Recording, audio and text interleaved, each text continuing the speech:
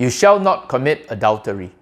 The word adultery, na'af, is a word that refers to the violation of the marriage, as well as a symbol to describe spiritual apostasy from God. The usual Greek word for adultery is makao, but there's also a far wider and all-inclusive word, porneia, which refer to any form of sexual unfaithfulness, including homosexual practices, bestiality, transvestism, and other sexual perversions. Clearly then, God's plan was to confine sexual relationships to a loving commitment of marriage. The seventh commandment, you shall not commit adultery, is an abbreviation banning all sexual diversions and perversions. That is, everything that falls outside of the relationship of a one man, one woman in a social bond known as marriage. Why is this important? Marriage is the first human relationship created by God between man and woman who becomes one flesh in sexual union. That forms the very basis of the society. To commit adultery is to shatter God's foundational unit of the society. Trust that holds the society together and the relationship of marriage is destroyed. This leads to further sexual immorality. If marriages tend to fail anyway, why should we get married? Just have sex and live together.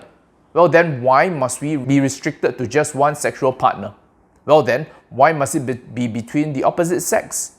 Thus, na'af leads to porneia. More importantly, the picture of marriage best mirrors the relationship between God and His people. God was the loving and faithful husband, and Israel was married to Him. And the same picture is found in the New Testament, where Christ spoke of the church as the bride looking forward to the great wedding celebration at the end of the age. This command is an invitation to experience God's love for us in the intimacy and freedom of a marriage relationship, and for the society to flourish on the basis of trust.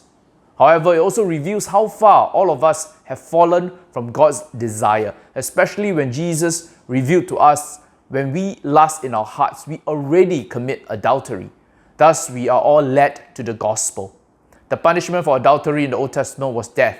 However, in John 8, when the woman was caught in adultery, was brought before Jesus, He did not condemn her, but instead dismissed the mob by saying, "He who is without sin amongst you, let him be the first to throw a stone at her."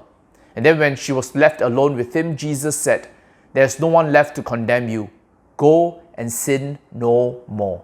Jesus is able to declare this because He is the lawgiver Himself, and He gave Himself to the punishment of the law, that is death, so that we may be free. That is the gospel. Do not commit adultery. Amen.